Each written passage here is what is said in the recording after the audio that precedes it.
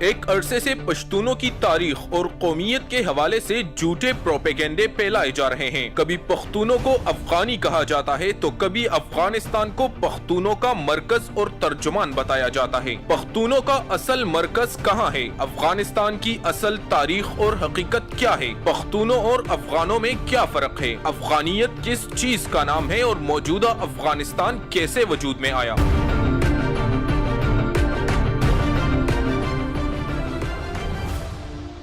ایک عرصے سے یہ دعویٰ کیا جاتا ہے کہ افغانستان پر آج تک غیر ملکیوں نے حکومت نہیں کی، جبکہ حقیقت یہ ہے کہ موجودہ افغانستان ایک طویل عرصے تک غیر ملکی فاتحین کے زیر تسلط رہا ہے۔ موجودہ افغانستان کی زمین پر قابض ہونے والے غیر ملکیوں کی ایک طویل تاریخ موجود ہے۔ اس علاقے کو سب سے پہلے بابلیونک بادشاہ ڈیرس نے 500 BC میں فتح کیا تھا۔ اس کے بعد 330 BC میں اس علاقے پر الیگزینڈر نے چڑھائی کی اور اپنے قبضے میں لے لیا۔ یوں ان فاتحین کا سلسلہ جاری رہا۔ محمود غزنوی کو افغانستان کا عظیم فاتح قرار دیا جاتا ہے، جنہوں نے 11ویں صدی میں یہاں پر اپنی حکومت قائم کی تھی۔ حقیقت یہ ہے کہ سلطان محمود غزنوی کے والد سبکتگین افغان نہیں بلکہ ترک تھے، جنہوں نے کئی جنگوں کے بعد افغانیوں کو شکست دے کر سلطنت غزنویہ کی بنیاد رکھی، جبکہ بعد میں ان کے بیٹے محمود غزنوی باقی ماندہ مشرقی حصے پر بھی قابض ہو گئے اور موجودہ پورے افغانستان پر حکومت کی۔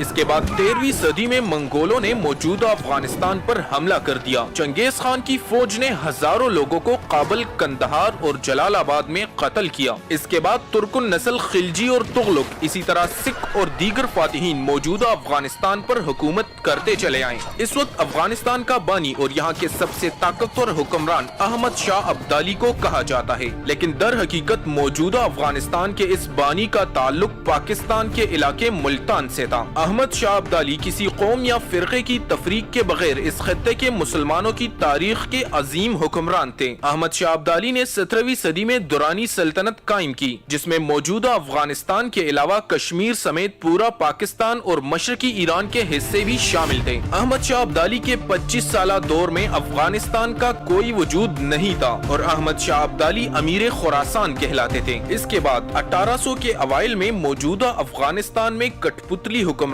کی حکومت شروع ہو گئی۔ موجودہ افغانستان کا قیام 1879 کے معاہدے گنڈامک اور تاج برطانیہ اور روس کے درمیان 1888 اور 1885 کے امور کے بندوبست کے نتیجے میں آیا۔ اس کے بعد افغانستان کے امیر حبیب اللہ خان نے 1919 میں اپنی اقتدار بچانے کے لیے انگریزوں کے ساتھ معاہدہ کیا، جس کے نتیجے میں ڈیورنڈ لائن کے ذریعے موجودہ خیبر پختونخوا کے پختون بڑی تعداد میں برصغیر کا حصہ بنے، جبکہ باقی پشتون افغانستان کا حصہ بن گئے۔ آج اگر لر اور بر اور خود کو افغان کہنے والوں کی یہ بات مان بھی لی جائے تو یہ لوگ اس بات کو کیوں بھول جاتے ہیں کہ افغانستان ہی کے امیروں نے چند ٹکوں اور اپنے علاقوں کو محفوظ رکھنے کے لیے خیبر پختونخوا کے پختونوں کا سودا کیا۔ یہ بات ذہن نشین ہونی چاہیے کہ 1880 تک افغانستان کے شمالی حصے کو زائلستان، خراسان یا ترکستان اور جنوبی حصے کو کابلستان کہا جاتا تھا۔ اس ملک کو افغانستان کا نام انگریزوں نے دیا۔ افغان نام دراصل فارسی زبان سے ماخوذ ہے اور پشتو زبان میں افغان نام موجود ہی نہیں تھا، اور ایرانی لوگ موجودہ افغانستان کے باشندوں کو افغان کہتے تھے، چاہے وہ پشتون تھے یا ازبک و تاجک۔ اس بات کا اقرار شہرت یافتہ پشتون سیاسی اور سماجی بانی باچا خان نے یہ الفاظ کہتے ہوئے کہا کہ ہندوستان کے لوگ ہمیں پٹھان کہتے تھے اور ایرانی ہمیں افغان کہتے تھے، لیکن ہمارا اصل نام پختون ہے۔ ان تمام حقائق سے پتہ چلتا ہے کہ افغان کوئی قوم نہیں ہے بلکہ افغانستان ایک علاقے کا نام ہے اور یہاں کے باشندوں کو افغان کہا جاتا ہے۔ اس طرح یہ دعویٰ بھی غلط ثابت ہوتا ہے کہ پشتون اور افغان ایک ہے، جبکہ حقیقت یہ ہے کہ افغانستان وہ علاقہ ہے جہاں پر پختون، ازبک، تاجک اور دیگر قومیں موجود ہیں۔ کابل کے نام نہاد کٹ پتلی امیروں نے، جن میں اکثر پشتو زبان ہی سے نابلد تھے، اپنی سیاسی سہولیات کے لیے افغان ملت کا تصور رائج کیا، جس سے افغان لفظ کی موجودہ بین الاقوامی طور پر قانونی تعریف نکلی۔